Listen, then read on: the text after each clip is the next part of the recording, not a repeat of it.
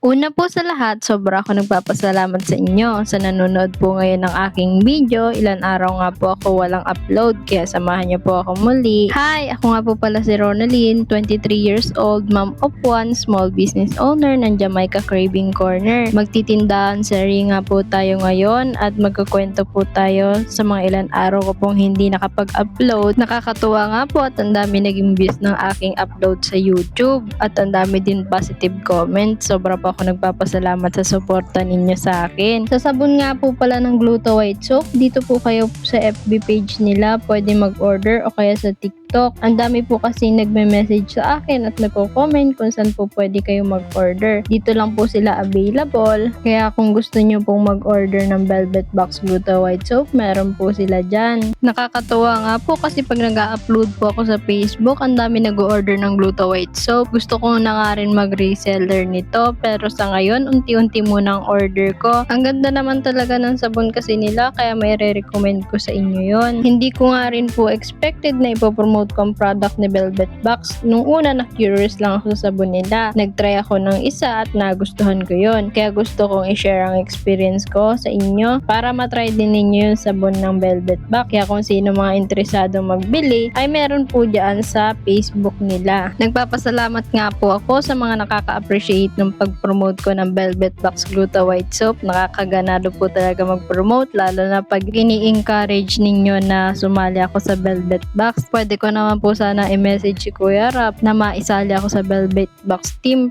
para maging part nila, pero ayokong gawin yun kasi ilang taon ko na rin hindi nakikita si Kuya Rap at nakakasama. Hindi ko alam kung ready pa ba ako humarap sa camera nila, pero sana one day mapansin nila ang aking YouTube at nakita nila kung gaano ako nagpapakapursige dito sa binigay nilang YouTube channel sa akin. Binubuhay ko nga itong YouTube channel ko. Salamat nga po pala sa inyo na sumusuporta pa rin sa akin at nanonood ng aking mga video. Ito nga ang channel na to ay regalo nga ito sa akin ni Kuya Rab, kaya dapat kong pahalagahan. Kaya nire-ready ko ang aking sarili para sa mga opportunity na pwede kong matanggap dahil dito sa account na to. Samahan nyo nga po ako sa journey ko nang hanggang mapaganda ko yung mga ginagawa kong video. Sana nga po sa lahat ng video na gagawin ko, mapa-inspired ko po kayo. Salamat nga po sa nagmamahal sa akin na 41,745 na subscriber ko dito sa YouTube. Napaka-thankful po ako na nandito pa rin po kayo na sumusuporta sa akin. Itong YouTube channel nga ang stepping stone ko para makabalik ulit sa pangarap ko. Kaya sana one day makita ko ulit sila Kuya Rab at makasama. At alam ko darating yung tamang panahon na yon. Sabi nga nila, if time is right, God make it happen. Sa ngayon po kasi hindi pa ready ang puso ko na makinig sa bash. Ayaw ko madala na naman ako ng emosyon ko at maligaw ulit ng landas. Dati kasi ang dali kong panghinaan ng loob at makinig sa sinasabi ng iba. Kaya habang nagpo-focus ako sa goal ko, mas nagiging matatag ako. Dahil po naniniwala ko ang taong mataas ang pangarap, hindi basta-basta sumusuko. Nagpapahinga pag napagod, tumatayo pag nadadapa.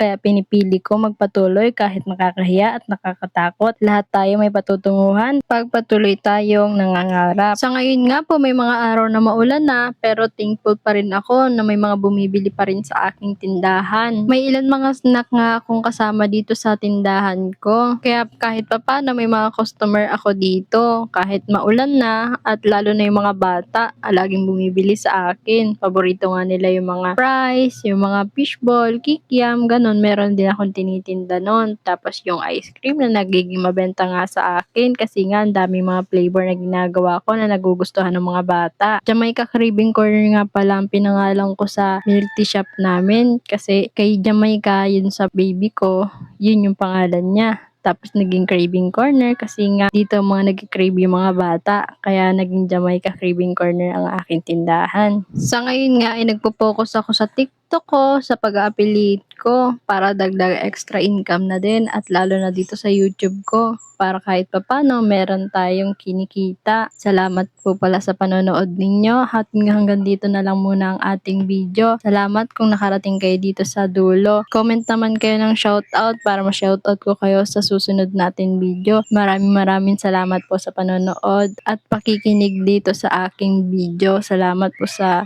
suporta ninyo. God bless po sa inyong lahat. Ingat po kayo at keep safe always po. Thank you!